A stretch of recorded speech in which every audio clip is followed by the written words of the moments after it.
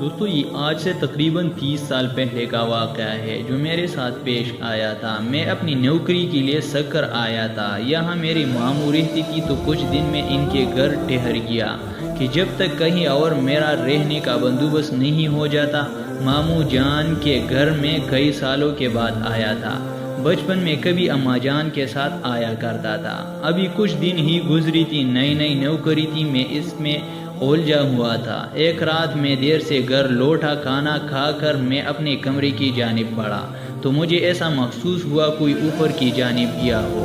میرا کمرہ زینے کے سامنے تھا اور اوپر ایک کمرہ تھا جو بند پڑا تھا۔ ماموں نے مجھے پہلے دن ہی وہاں جانے سے منع کیا تھا، کیوں یہ نہیں بتایا تھا؟ میں نے بھی زیادہ نہ پوچھا، مگر اس وقت کون گیا ہوگا وہاں، یہ سوچ کر میں اوپر چلا گیا۔ کمرے کے باہر پہنچا تھا کہ اس سے اندر مجھے کسی کی ہنسنے کی آواز آئی۔ دل بری طرح دھڑکا۔ فطری تجسس کے باعث میں نے دروازہ کھولا۔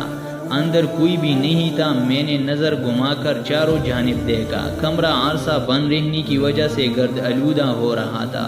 آوازوں کو اپنا وہم جان کر میں پلٹنے ہی لگا تھا کہ میری ممانی نے مجھے پیچھے سے پکارا۔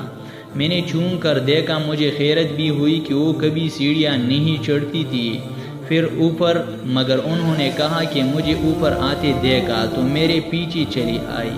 مجھ سے پوچھا تو میں نے بتایا کہ مجھے لگا کوئی یہاں آیا ہے، دیکھنے چلا آیا۔ خیر میں ان کے ساتھ نیچے آنے لگا۔ ابھی 2-3 سیڑھیاں ہی اتاری ہوں گے کہ مجھے محسوس ہوا کہ کوئی میرے پیچھے پیر ہنسا ہو، مگر وہاں تو ممانی تھی۔ میں نے ڈرتے ڈرتے اپنے گردن گھمائی اور میری ہوش اڑ گئی۔ میری پیچھے ممانی کے بجائے ایک جھلسی ہوئی چہرے والی لڑکی کھڑی تھی جس کی آنکھیں سرخ تھی۔ خوف سے میں سیڑھیوں سے نیچے گر پڑا۔ وہ آہستہ آہستہ میرے پاس آ رہی تھی۔ میری آواز حلق میں ہی رہ گئی تھی۔ بمشکل میں چیخا تو میری آواز پر ممانی اور ماموں اپنے گھر سے کمرے سے بھاگ آ گئی۔ میری حالت بہت غیر ہو چکی تھی۔ میں نیم بے ہوش میں تھا، مگر مجھے وہ لڑکی اپنے سامنے محسوس ہو رہی تھی۔ ماموں شاید سمجھ چکی تھی مجھے کیا ہوا ہے۔ انہوں نے مجھ پر دم کیا اور اپنے کمرے میں لے گئی۔ کچھ دن بعد جا کر میری حالت بہتر ہوئی۔ میں نے اس رات کا تمام حال کہہ سنایا تو ماموں نے بتایا کہ اوپر بند کمرے میں آسیب ہے، اس لیے وہاں کوئی نہیں جاتا، مگر وہ کسی کو نقصان نہیں پہنچاتی۔ تم نے شاید وہ دروازہ کھولا ہوگا، اس لیے تمہارے ساتھ ایسا ہوا۔